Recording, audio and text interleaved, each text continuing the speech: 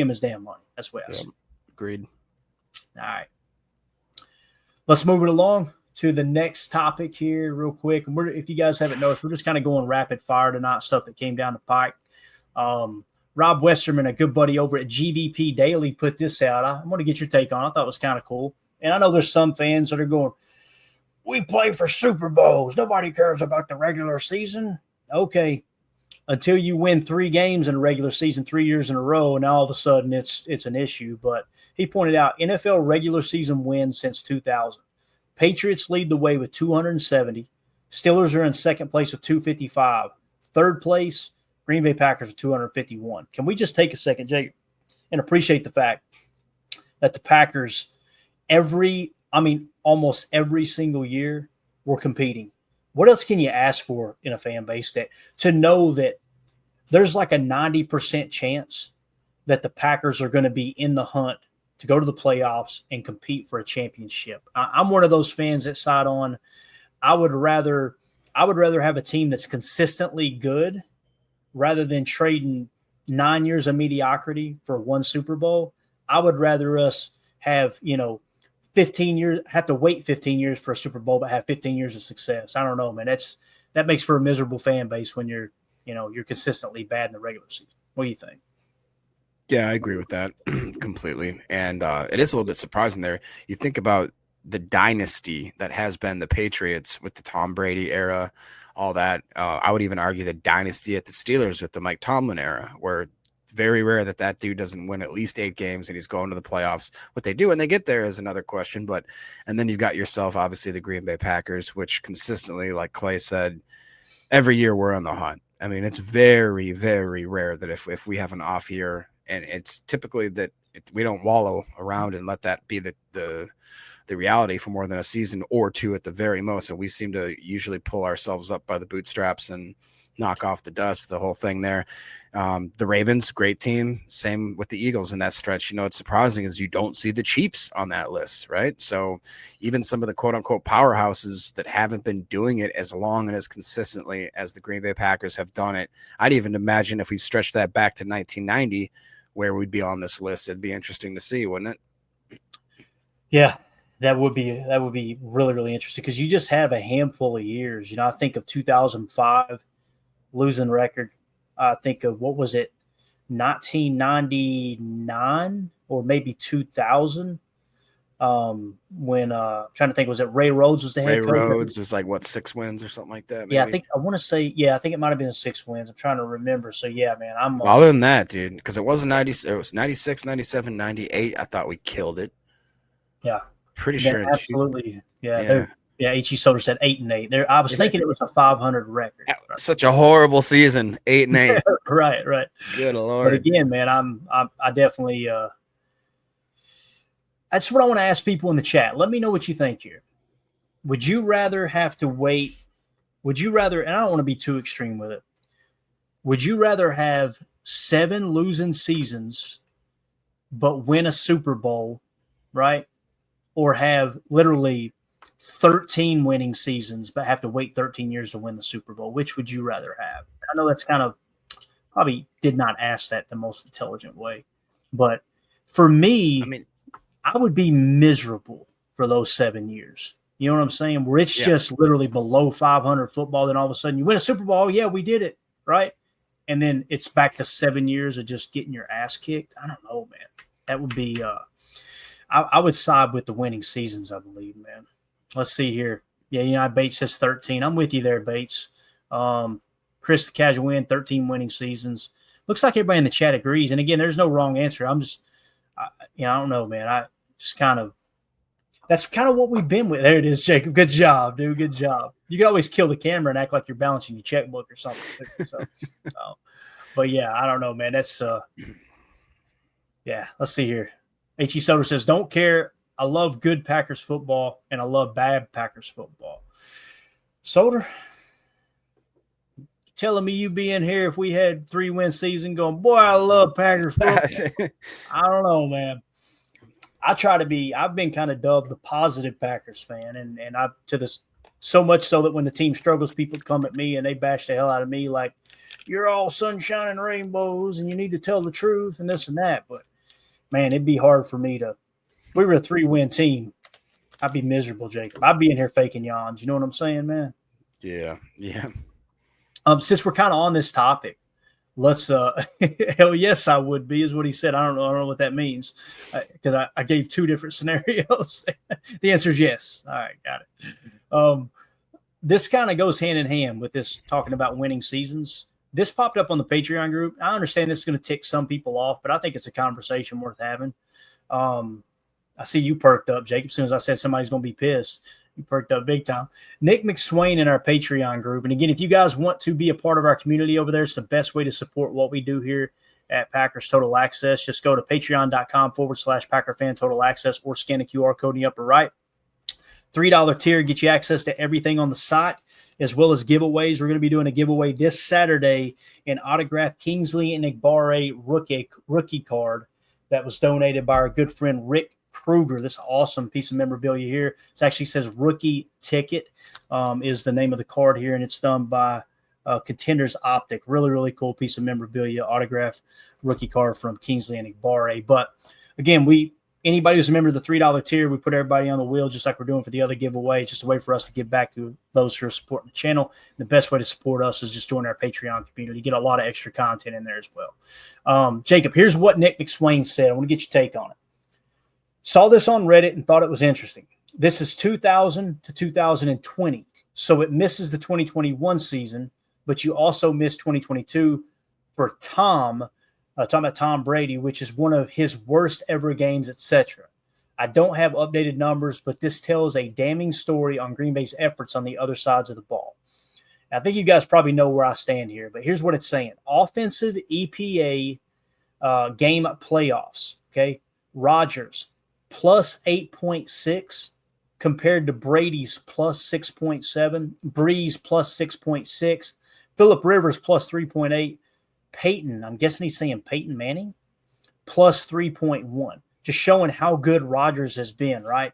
Now look at the defense/special teams EPA per playoff games. Rodgers' team, negative 7.1. Brady, negative 0.3, so just right there at the balance mark, right, the even mark. Breeze, negative 5.3. Rivers, negative 4.2. Peyton Manning, negative 2.2. I know people like to bash Rodgers. The Rodgers haters will bash him for whatever reason they can find, but most of the time it's the argument, well, he can't win the big one. He can't win the big one. This stat right here, I knew it would be bad, but man, oh man, this is rough to look at. Again, Rodgers in the playoffs, plus 8.6 EPA. But again, the defense/special teams EPA per game in the playoffs, negative 7.1. Does that surprise you? Do you think this is a big nothing burger? What do you think about that, man? It doesn't surprise me. I don't think it's a nothing burger for sure. I think it does lead some credence to certain arguments about Rodgers that doesn't quite make sense. Like, to me, the biggest one is that we never gave the guy a good defense, and I think that's a fair assessment. The one that I hate is when they say, if we would have given Rodgers a first-round wide receiver, he was great with the wide receivers we gave him. Look at these metrics. It's not like you can't tell me that, if we would have just had a first-round wide receiver, Rodgers would have been at 18.6 plus EPA. Like, no, he's already absolutely crushing it with the weapons and with the talent that we put around him. It's the fact that the defense could not, for how good Rodgers was, the defense just absolutely, it was a one step forward, two steps back situation with that defense. It really was. Special teams too, man. Special teams too. And it was always seemed to be situationally too, like in the worst moments, in a time where it's like, you just can't give up a long drive here. What do? They give up a long drive. You can't give up a penalty here. What do? They give a penalty. You can't let the team score here. What do? Let them walk right in, right? And it was Rodgers. I hate saying that he's not Superman, or that he had to be Superman. He did have to be Superman, and he was Superman squared at some games. But you can't win it on one side of the ball consistently. There's three parts of offense, defense, and special teams. He can't do everything just being the Superman that he was. So for that, I'm always going to have a soft spot for Rodgers. Do I like some of the drama and some of the way that the end of his career absolutely not went into? Right. No, I would totally have handled a lot of things different, lots of press conferences different, lots of quotes to the media different, a whole bunch of stuff. But at the end of the day, I'm happy he was a Packer, and I think that he left it all out there for the Packers squad. And then if anything, I would argue the Packers organization should have tried to put a better defense year in and year out around that guy, because they'll never see another arm talent like that, I don't think, in a long time, if ever. Yeah, I feel comfortable saying he had the most arm talent of any quarterback in the history of the game. And, this is kind of the knock that some fan bases throw on Green Bay, on our fan bases. Man, y'all only won, one Super Bowl with two Super Bowls with two Hall of Fame quarterbacks. As much as I don't engage with that conversation on social media, there is a little bit of a point there, but hell, at least we did win a ring with each of them, right? It could have been worse. David Thorpe says Rodgers could have easily won another 2 Super Bowls with the defense we have now. He had to close with Barry, poor guy. And I'll take it a step further, David. You guys know how I felt about Joe Barry. I didn't think Joe Barry was near as bad as most people did. And I'll tell you what confirmed it for me 1 year after. If it was Joe Barry's fault, then why did they go out and completely revamp the safety room, right? I mean, they went and signed Xavier McKinney, and then you ended up drafting Edgerrin Cooper. If you had Xavier McKinney and Williams and Oladapo, right? If you had all those guys on the Joe Barry defense, it probably wouldn't have been as good as Hafley, but it would have been a lot better. I know he's looking up going, hold up a minute. Y'all made me coach this team with Darnell Savage and Jonathan Owens as my starting safeties. And then the first year I'm gone, you went and signed Xavier McKinney. He was pissed. Not that he wasn't available the year before, right? We know that. But it is everything kind of, I don't know, kind of comes into perspective. There was another comment here. Greg Rice said, didn't we have a good D for the Super Bowl win? We did. And that's kind of the argument. We had the number one defense, didn't we? Yeah, right. You gave him a number one defense in the league, and he won a Super Bowl. You know what I mean? So I can understand both sides of the argument there. And again, this isn't to say that Rodgers was perfect, but I just hate how the fan base was split. And it's like that San Francisco game in the snow in Green Bay. How many fans were like, Rodgers crapped the bed. You got to score more points than that, right? And then the interception at the end of the game. Yeah, he threw the interception at the end of the game, but we conveniently don't even talk about the block punt that got returned for a touchdown. Mm-hmm. And I look at that game and I felt like he played the right game plan because it was snow, it was cold, it was windy. It was, hey, we've got the lead. Let's just make sure we don't give this thing away. And then lo and behold, personal protector, PP. I'm trying to think of who the PP was. I was trying to remember too. I can't. Zane wasn't on the roster then, right? No. It was somebody that was kind of dubbed as one of Rich Bisaccia's guys, but it wasn't actually a Rich Bisaccia guy. Who was that, guys? Who was the safety we had on the team that was a personal protector for A-Fam was a PP. Who was the personal protector that allowed that block punt that year? I'm trying to think who it was. It's on the tip of my tongue. Bro. I just had it and I lost it. Yeah. It wasn't Zane Anderson, but it was a similar type. I want to say it was a white dude too. I could be wrong. But anyway, nonetheless, I'm waiting for the chat. I don't think they're going to be able to. Was it Zane? It was Zane. Was it Zane? Really? It would have been the year that we lost to the 49ers in the snow at Lambeau. Was that 2020, Jacob? Am I thinking right? NFC champion or not NFC championship, but yeah, maybe. No, it was a divisional round. 20. God, I can't remember now. It wasn't Namo. Definitely wasn't Namo. Dallin Levitt. There it is. Bang. Dallin Levitt. That's it. Good job, Daves. Congratulations, Daves. You won. Guess what your prize is, brother? Absolutely nothing. All right. Thank you so much. It was Dallin Levitt. That was the guy that was the personal protector that gave up that block punt. I'm not even saying, look, it's all on him, but it was just tough to see the fan base. And this is the perfect example of when a game falls apart in the heat of the moment, the fans want to rush to, it's this guy's fault. Remember the old Simpsons meme where they got the pitchforks walking through the town? It's you got to find one guy and it's his fault. And some people said it was Rodgers for being too conservative that game. Other people tried to blame the special team coordinator. Some people were trying to blame the punter. And I was like, I don't know how you can blame it on the punter. I mean, all you can do is try to kick the freaking football. So, yeah. How about, remember, I can't remember what, I think it was the 49 or one of the 49ers playoff losses. Aaron Ripkowski randomly fumbles, gets the ball. He Oh, made like a great play, got the first down, just didn't secure the ball, gets it knocked out. Like there's been so many times. Like you could go back to, I mean, dude, Seattle, the Fail Mary. Are you kidding me? You're gonna blame that on Rodgers? Like there's so many different weird things that happened. The playoff game in Seattle where we should have smoked them. That's what I'm Rodgers saying. threw an interception in that game. Don't get me wrong. But the amount of stuff that went wrong down the stretch there, the onside, the rent of freaking cop. That's when they had the fill-in refs. Right? Yeah. No, not that playoff game. Now you're talking about the Phil Mary. That was a regular season game. Right? Yeah. I love how you said the rent a cop. Well, you have never used that line before, have you? Nope. The rent a refs is what he meant. Yeah, rent a refs. But yeah, they. That game too, they ran a fake field goal too. Remember that? They ran a fake field goal and threw a touchdown pass. Like it just everything fell apart. So I agree with what Jay's saying here too. And it's a perfect example, right, Jay? Like Rodgers didn't play well in the Seahawks playoff game either. I remember he threw that interception, I think, in the end zone or at least on their side of the field. So that's all I try to do is like, hey, let's talk about let's tell the whole story. Let's don't just say, okay, I'm gonna put this loss on this one guy or this one coach, that type of thing. So yeah, Timu refs, whatever Packer fan says. Love it. Yeah, H.E. Soder says, please don't say Bostic. It was him. And listen, Bostic caught hate for that, and it's sad that one play kind of is what people remember a player for. Bostic's still a huge Packer fan, comes back to Lambeau from time to time. I try not to be that fan that holds that, hey, let's try to make him miserable when he's around, but anyway, I'm not surprised by this stat here, Jacob, that we just covered, but it is. I didn't expect it to be that.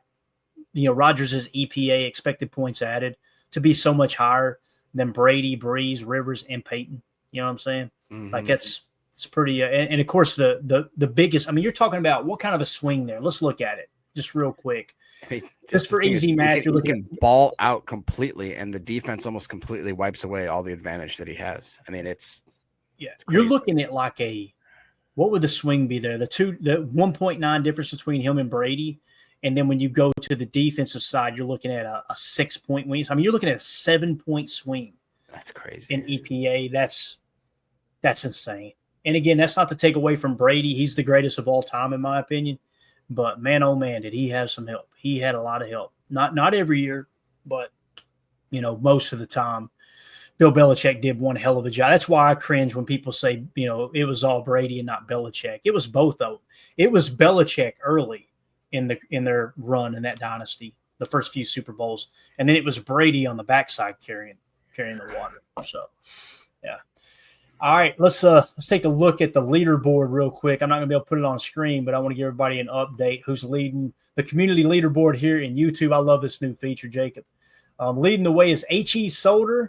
2-0 for this. Greg Rice, United Bates, Dave's MX6, Daryl, Chris the Casual in, Clint. They all are tied at 150 XP. Y'all are crushing it tonight, man. So appreciate y'all in the YouTube chat. It's a really, really cool thing that they added there. I'm going to continue to highlight people for that. So, all right, next thing, and then we'll wrap up just real quick. This will just be a real quick conversation here. And again, shout out to Rob Westerman throwing that tweet out there. I thought that was pretty fascinating. We had a little bit of news, Jacob. Remember the other night people were talking about a receiver we signed, and I was like, I don't like to cover these players because, it's like we don't know how long they're going to be here, whatnot. And it was, people were getting excited. Oh, Jaden, my boy Janky went? Yeah, Janky gone, man. It says Packers have waived Janky. Is that how you say his name? Because I feel like we're disrespecting. I thought it was Janky. I don't know. I'm going to say Jonk, just because I feel bad calling someone janky. They have waived him less than a month after they signed him. The Packers are signing wide receiver. That was when they signed him anyway. But they said is it Yankee, really? That's what Dave says there. Everybody else, right? There you go. Soder says it too, Yankee. Or is it Yankee? Or is it Janky? See, this is what I'm talking about. I don't. Unbelievable, man. This chat is off the rails. But I think they said there's an injury settlement. It got updated later, I believe. You guys double check that on your own. But nonetheless, I know some people were excited about that signing, and it sounds like he's no longer going to be a Green Bay Packer per Rob Domofsky there. So just want to give you guys that. Yeah, there you go. Dave says via the Packers website. That's how you pronounce the name. Not that it matters. We'll never say it again, right? So there you go. Yeah, that was the kid, I believe, from South Dakota State there, Coach, if I remember correctly. So what are you doing in there, Jacob? I'm just getting my HP up, dude. I got to get it like at least When you 100. buying a computer, it's XP. Get it right, Jacob. Jeez, Oops, my bad. look at this guy in here. Yeah, I'm gonna look what I'm gonna. Oh, it won't let me. You gonna boot me? I ain't gonna boot you, but what we're gonna do is we're gonna put you in timeout. I'm up to 75 XP, guys. I don't know. Now man. you're in timeout. How about that, buddy? Son of a. The old block. All right. Dang, dude. Anything else, man? Anything else at all? No, that should be it. I think tomorrow we might have the full house. We'll get the other two knuckleheads in here and see what maybe they have to say about certain situations. But yeah, I thought we covered quite a bit tonight, actually. It was fun, man. It was a nice change of pace. We've been covering topics a little bit longer here lately, but tonight we went kind of rapid fire, so it's good to kind of walk through the news. Tomorrow, OTA's open to the media, so we're going to see some footballs flying around tomorrow, baby. We're going to get some updates. Will Elton Jenkins be there? Will Jair be there, Jacob? That's the big question, right? Maybe, who knows? Maybe we will. We'll see Marshawn Lloyd out there finally, right? Maybe they've just been a little hesitant on that. We'll see how That'd be a pleasant surprise, I tell you what. Yeah. Two Over This says, where's Carly been? I haven't heard from Carly in a while, Two Over This. Hopefully everything's okay there. We miss her too. She's awesome. She got eaten by her falcon. Man, that falcon was awesome. That's cool. Carly is super mom too, man. So I'm sure as the weather warms up, she's probably got a lot going on with the kiddos and all that, right? What, Jacob? What's your problem? All my XP went away, Clay. You took away all my XP. This is not a democracy. This is the United States of Clayton Bailey tonight, all right, buddy? You forget who runs this show, Jacob. You're not going to get in here and cheat the system, all right? I just tried to get says you've been placed on timeout by the owner and administrator. Straighten up and you might get back in there, okay? Son of a. Yeah. And it looks like everybody's still tied at 150 XP, man. Y'all did good tonight. We actually got 9 tied at 150 XP. Appreciate everybody hanging out with us this evening. And I want to give a special shout out to Randy Steen for the super chat. Thank you so much, buddy. And thanks for bringing up that topic as well. I do think that'll be a conversation piece moving forward. Jake, appreciate your time, pal. Yes, sir. All right, guys. Again, check us out on Patreon, patreon.com/PackerFan Total Access. We'll see you guys